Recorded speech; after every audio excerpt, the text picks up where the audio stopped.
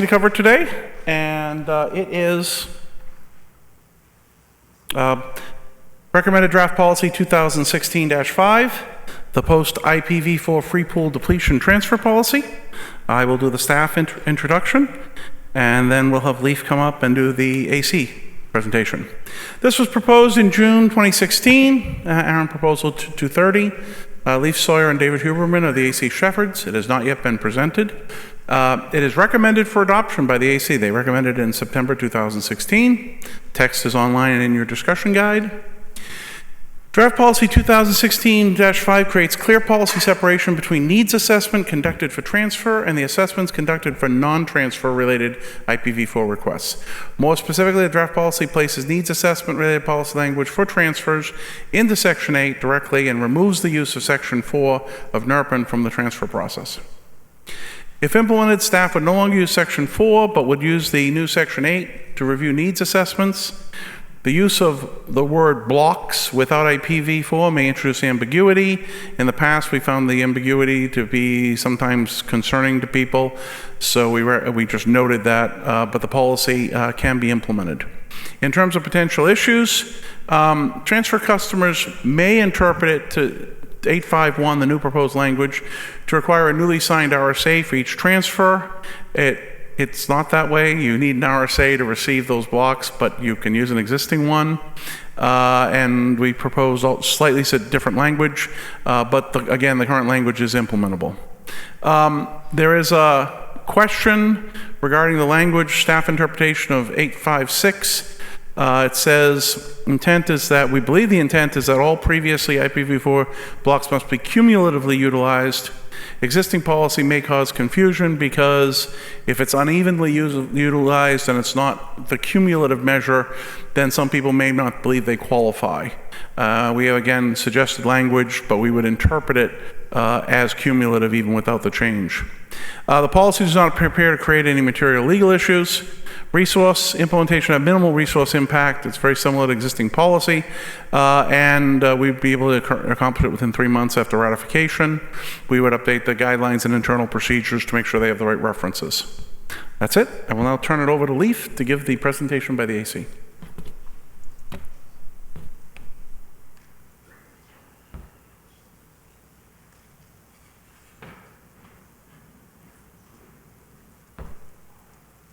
Thanks, John. So this is 3 of 4 of semi-tied policy proposals, this one being recommended. First, I just want to thank Kevin Bloomberg for his work on this proposal before he rose up in stature and then passed this off to me. So thank you, Kevin. The IPv4 pool was depleted in 2015, which means that a lot of the policies we developed aren't relevant to transfers. So that means in order to make things easier for the transfers, we need to figure out how to streamline the process. And that's what this proposal does. As you can see, we have a number of benefits for that. Reducing complexity is always a very good thing. The NERPM is getting long. And there's a number of AC candidates here who came up and said that one of their priorities is to help streamline. So we know that that's a good thing to do. Separating the free pool criteria from transfer criteria, again, the big benefit there, reducing the complexity, making it easier for folks to understand what they need to do in order to get IPs on the transfer market. Right now, there's a whole bunch of one-off policy bits in Section 4 trying to find the edge cases in the free pool market, which don't make sense in the transfer market. So making that cut gives us a clear set of criteria for all the transfers. And once we make that break from Section 4, we need to add in something for utilization criteria, so we don't just have an open free-for-all on the transfer market. So we added in some verbiage here, which were lower thresholds on utilization and future allocation size. So the new section 8.5 gives us those new requirements. You can see that in the little handout. streamlined or in your discussion guide. And then we updated sections 2 through 4, or paragraphs 2 through 4 in section 8 to reference that section 8.5.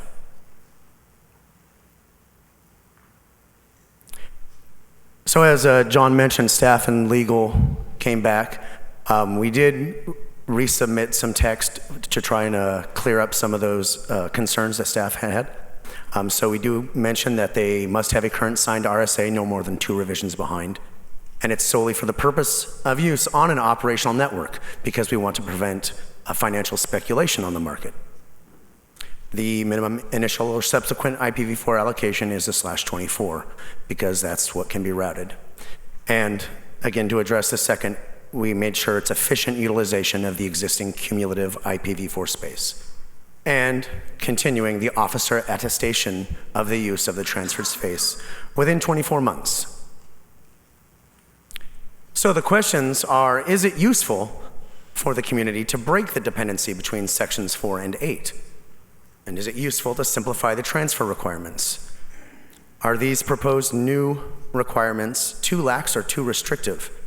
And is this less complex and fair, more fair than any of the other 3 policies presented? So, that's up to you.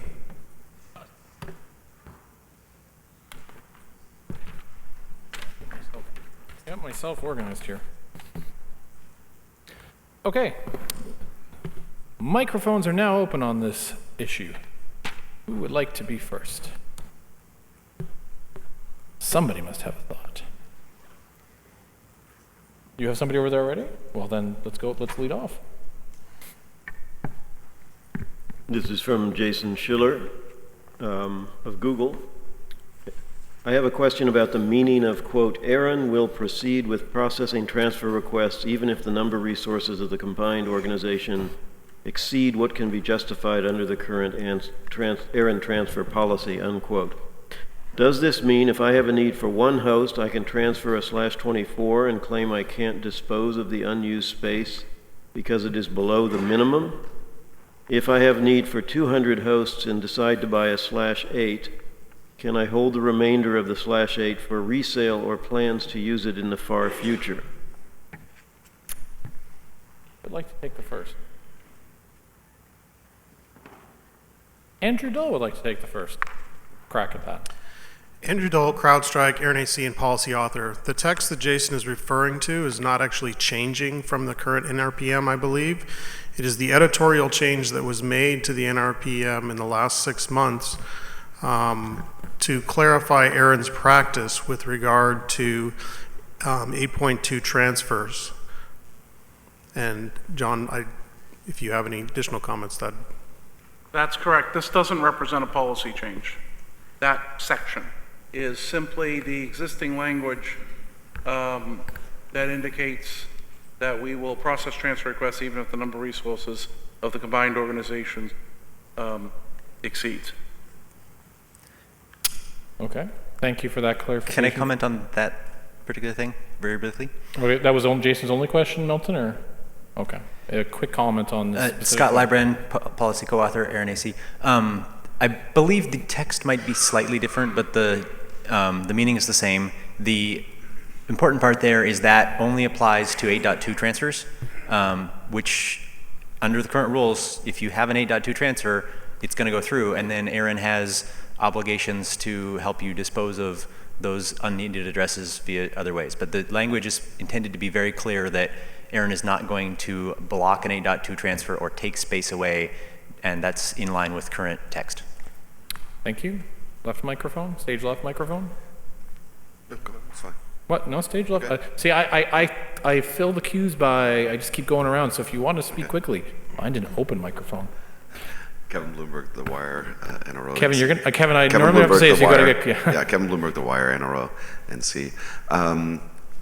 Yes, it is not only useful to break the dependency between Section 8 and Section 4, it's critical moving forward. We spend too much time on Section 4 making change after change and then finding that we've iterated a bunch of changes that then break a bunch of other things in Section 4. The whole point is that what ARIN is doing now is, correct me if I'm wrong, 99.x% Section 8 transfers. This would give the community a very clean set of transfer rules, which have been made a little easier for everybody, but more importantly, this would give us a future to keep things clean when it comes to the transfers, which is where the bulk of our work is going to be in the future. So at the end of the day, all of the changes in this policy are good. This, to me, is the top policy of all of the policies that have been brought forth in regards to the transfer market, and I wholly support it. Leif, did you want to comment? Oh, okay. Front center.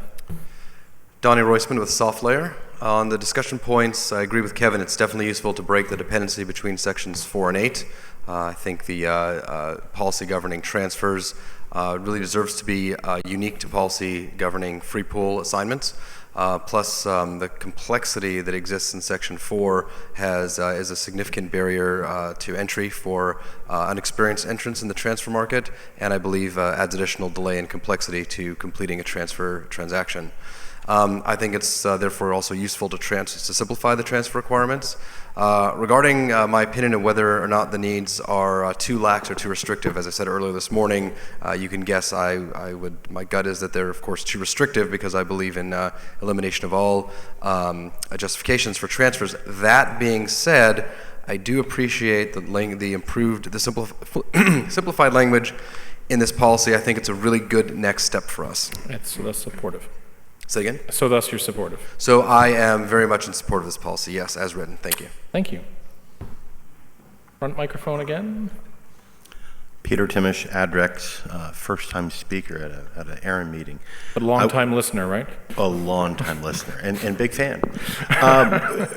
First of all, in support, Adrex has been watching this, obviously, with great interest for about 5-6 years.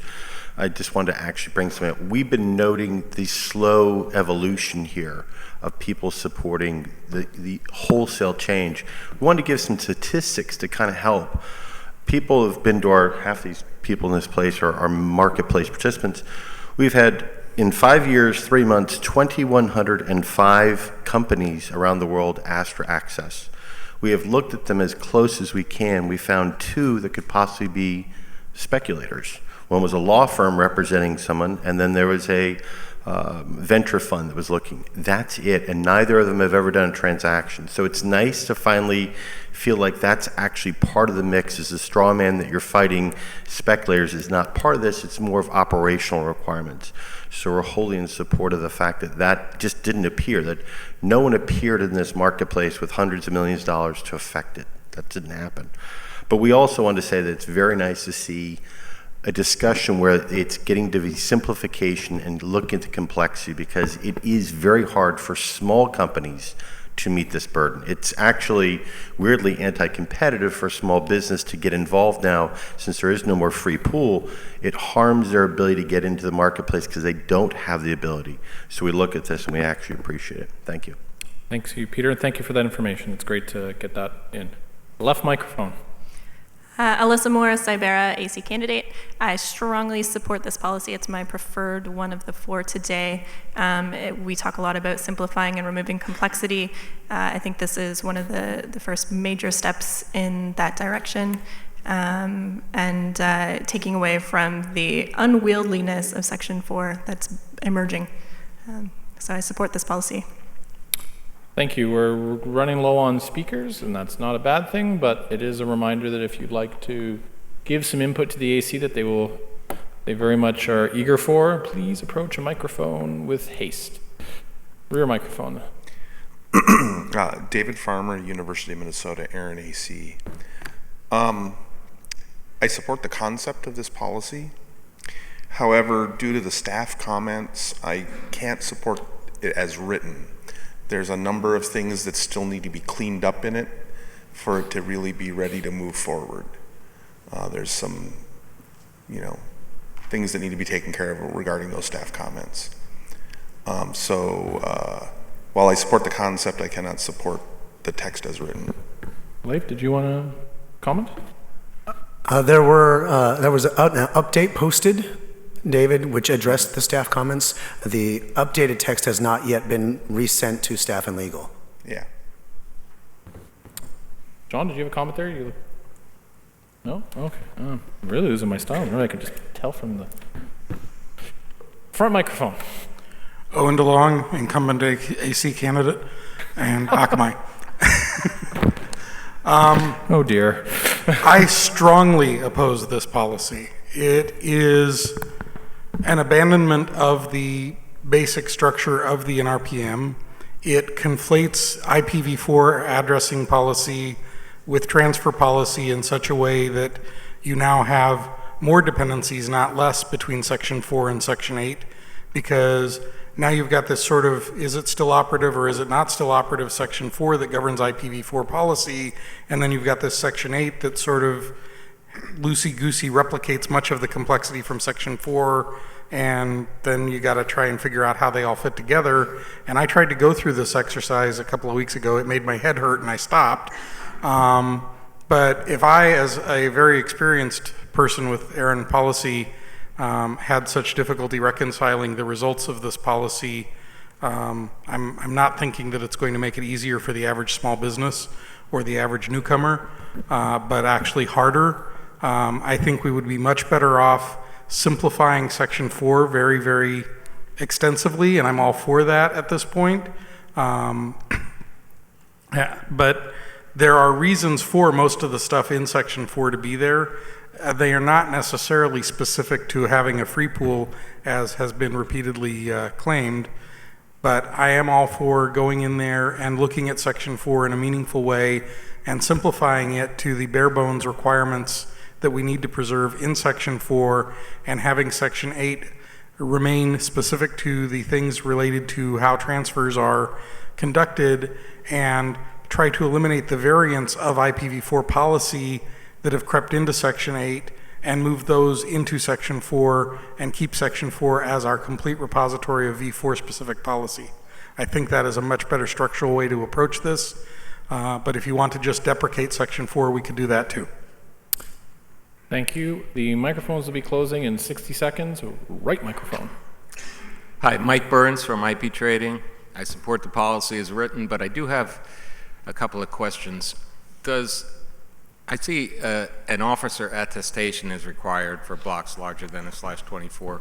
Is there a definition of an officer that ARIN uses in receiving this attestation? John, do you want to start with that, or? It's a corporate officer. It's someone who's listed on the record of the organization with the state that is incorporated in. Okay, so not a manager, it's got to be a listed corporate officer. You're off.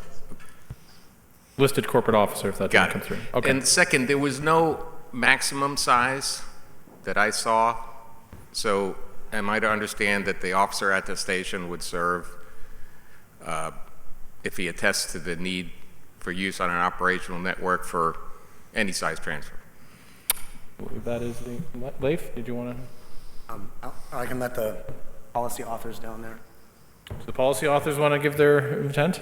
There is no maximum. There is no maximum in the current transfer policy. Thank you. That's your, did you want to comment on your... Oh, sorry, you did say you were in support. I still support. I apologize, yes.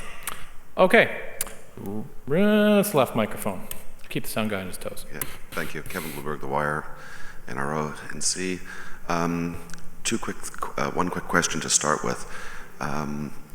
In regards to the changes, the editorial changes, or the changes that staff have recommended, I believe when I read both of those changes, they would be, staff is okay, we would prefer it to be this, we will interpret it this way, and moving forward.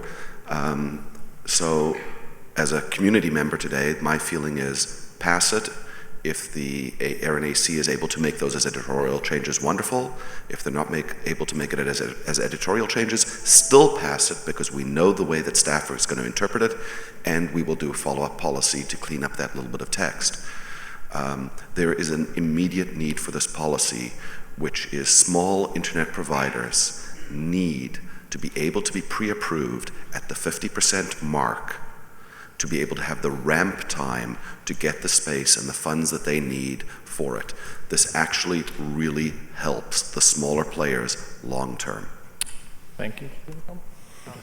Your interpretation that staff sees the two clarifications as editorial and clarifications only, we can implement the text as written. Okay, just before we go on, please, if you don't approach a mic now, we're going to close the mics in a few seconds here, so either please start approaching, otherwise the microphones are closed. We're going to go to the tubes next. Milton?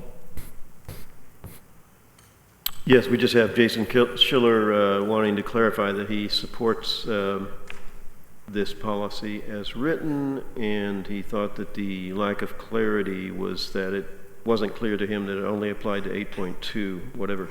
So he thanks Scott for the clarification. And he tries to answer Adrex. He says, it appears the previous policy will pass, and it will not be hard for small players to get into the transfer market. Okay. Rear microphone. David Huberman, Oracle. John Curran, if this policy were the only policy to move forward from this meeting, and this text were in the NERPM, and I ran a Canadian third-party internet access provider, and I came to you and I said I needed a /X, You'd say what criteria is RSD going to use to see that I'm at 50%? Are they going to use the TPIA criteria that are well elucidated in Section 4 today, or the criteria that don't exist in this policy? You're saying for purposes of a transfer, you come down and you say you're going to do a transfer. Yeah, there is no free and now address there's space. no longer There are a only reference transfers. to the TPIA practice. Yeah, and really, and if I may, John, Go really ahead. the question is, I strongly agree with Owen. Section 4 is big and it's complex because it deals with a lot of different architectures that exist and are real, yesterday and today.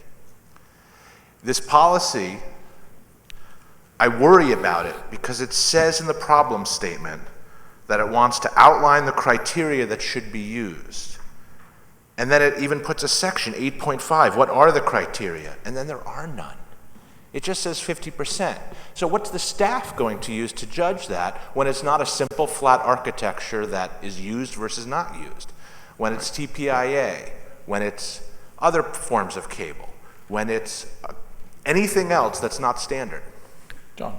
So to answer the question, staff would use the new 8.5 specified transfer recipient requirements and would apply to the best of its ability to the person's circumstance, even if they would have prior had TPIA or had multiple discrete network or some other allocation policy. Instead, we would just be using 8.5. Okay, so the reason I said TPIA is the space is not in a traditional sense used. Yeah. Right. So it's possible someone would be declined depending on the nature of their request. thank you. That's an honest answer and I appreciate that. Folks, this policy is not ready.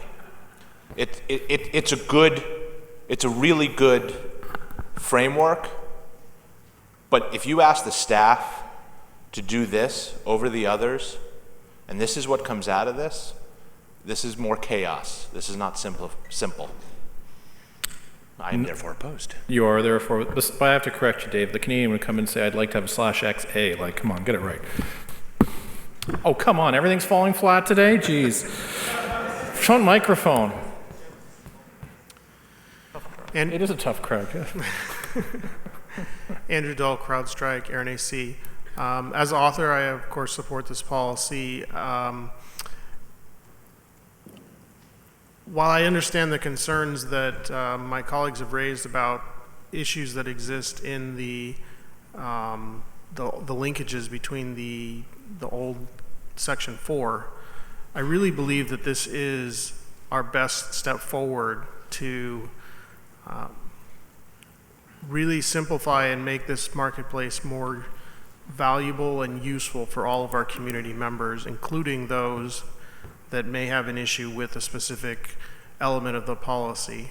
There's no reason that if that is actually an issue, we can go and fix that.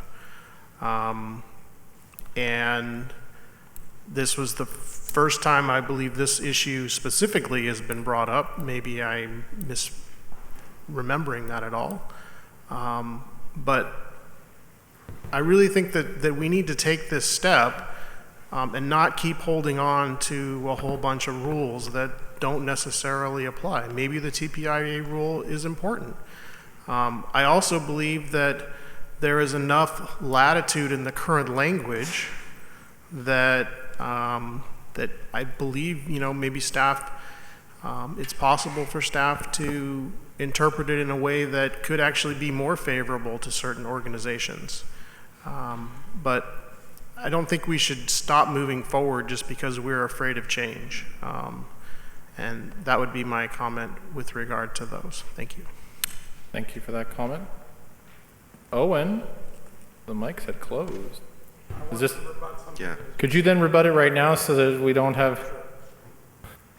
So if I understood Andrew's last statement correctly, he said, it's possible this policy will disadvantage some and advantage others, and he seems to think that's a good thing?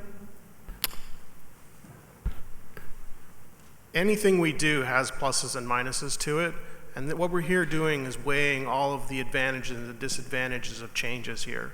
So, as Owen said, doing nothing has pluses and minuses, or Owen didn't say that. As one might say, doing nothing has pluses and minuses that might disadvantage certain groups or individuals. And so we have to weigh all of those, not just the fact that there might be a very small corner case.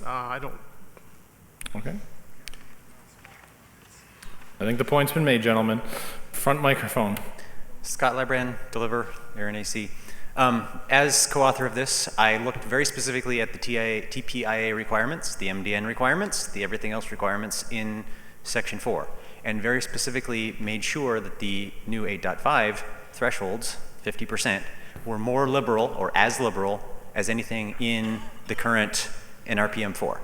If someone who's got a actual need for using one of those policies can come forward and say, this would disadvantage me in this particular situation because I have a particular architecture that's not covered, then I might reconsider whether we accomplished that. But the goal was, this policy should be at least as liberal as the current policy for anyone doing a transfer. And to Andrew's point, if we missed any corner cases, those can and will be addressed later, either by staff interpreting things sensibly or by us doing a new policy proposal. But the idea was that there should not be any cases where anyone is restricted by the new policy proposal. And to Owen's earlier point about the Section 4, Section 8 linkages, our thinking here is that by putting just these very simple criteria into Section 8 for IPv4 transfers, that it will make it possible to do the surgery on NRPM 4 that needs to be done, because NRPM 4 will only apply to wait lists, and guess what? Nobody's getting any space off wait lists that isn't already approved. So I think this, as Andrew said, is the most sensible path forward to accomplishing the simplification that we need to do of the NRPM. It is definitely not the last step. Andrew and I had a draft of simplifying NRPM 4, and we decided that it was actually really hard to do that while everything depended on it. And so by putting just what we need into Section 8.5, we are making it possible for the community to continue simplifying things in the future. And I would hope that, as I do, that you would support this proposal. Thank you. Quick response, succinct response. I want to be clear with respect to what this means for someone who might have been using Section 4 to justify a very large transfer. You could be in circumstances right now under current policy where, because of third-party internet access or because of MDN and existing block allocations, you could justify a transfer of very large size. Under the new guidelines, you wouldn't be able to use those, but you would be able to use the new 855, which are generous. To be clear, you would still be able to do a transfer. You may just not be able to do one that is exceedingly generous by using the specialized policies in 4. So I want to sort of respond, because someone may think, oh, I won't be able to get addresses. No, you will be able to qualify for something under the new policy if we use the criteria supplied in 8.5. What you don't get is you don't get the advantage of the very specialized policy in 4 that may allow some very unusual and much larger transfer to occur. It's not as if you won't be able to get addresses at all. Scott is correct in that the 8.5 criteria are fairly generous. They just aren't specialized by architecture. Thank you. So the last two comments, and if you could, gentlemen, just be as succinct as possible. We're running a little short on time. Left microphone. Kevin Bloomberg. So I actually very specifically looked at TPIA. I was the original shepherd on it. I spent a lot of time on it. This policy benefits the TPIA providers because of its generosity far more. And my only question for staff, because I'd actually asked this question, is since there was run out, how many TPIA requests have come in? I believe it's a red herring, effectively. I'm not aware offhand. We'd have to count. And by the way, you're asking it two different ways. How many TPIA requests have come in for assignment versus how many TPIA for allocation versus how many TPIA? How many times has the policy been used in Section 4 TPIA to justify a transfer? I don't know. It's a very little used policy section. I think we might have produced stats on it, and I can look. Zero. I'm effectively saying it's a red herring. Thank you. Thank you. Last comment. Chris Woodfield, Twitter, AC candidate. First, a question. My reading of the 24-month 50% plan requirements, comparing that to 2015-7, which merely required an officer's attestation of 50% utilization. Am I correct in understanding that the crucial difference between those two utilization requirements is the existing of a plan as opposed to simply the attestation? Compared to the draft policy proposal, the officer attestation doesn't require any plan and is sufficient in and of itself. I'd have to compare the utilization level. Remember that requirement is only for the end user assignment. It's not for ISPs, which is a different number. Okay. Yeah, the problem going last is everyone's made your points for you already. But yeah, I just wanted that clarification made. Thank you. You're actually not last. We're going to sneak in one remote participation because I know there's sometimes some delays. So last comment to the remote. It's from our surprise commenter, Jason Schiller of Google. And his comment, +1 on what Owen and David said, oppose. There you go. Jason, you have the last word, unless, Leif, you wanted to add something? You're good. Thank you to Leif then for the presentation. Let's thank him. All right. The last poll of the day before social. Counters ready? Yes, good. Excellent. All right. The matter of 2016-5 Post-IPv4-Free-Pool-Depletion transfer policy. All those in favor of the AEC continuing to advance this proposal, please raise your hand one last time for today. Aye. Remote participants, please signal your intent accordingly. Just be a few more moments. Please hold your hand high if you're holding it up. High as you can, please. We actually have this in a ballroom, so you will not hit the ceiling.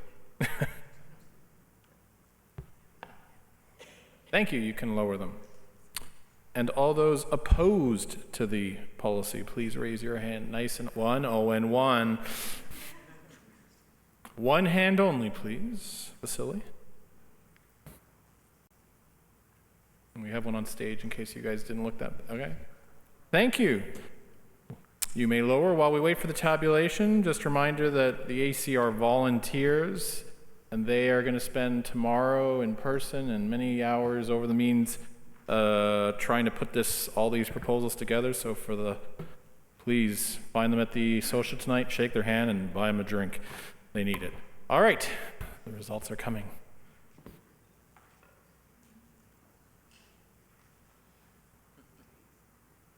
On the matter of 2016-5 Post-IPv4-Free-Pool-Depletion transfer policy, the results are, come on, your timing's losing your stride in the afternoon here. In the room, 123. In favor, 33. Against, 6. Thank you very much. This input is being provided, and thank you for your participation today in the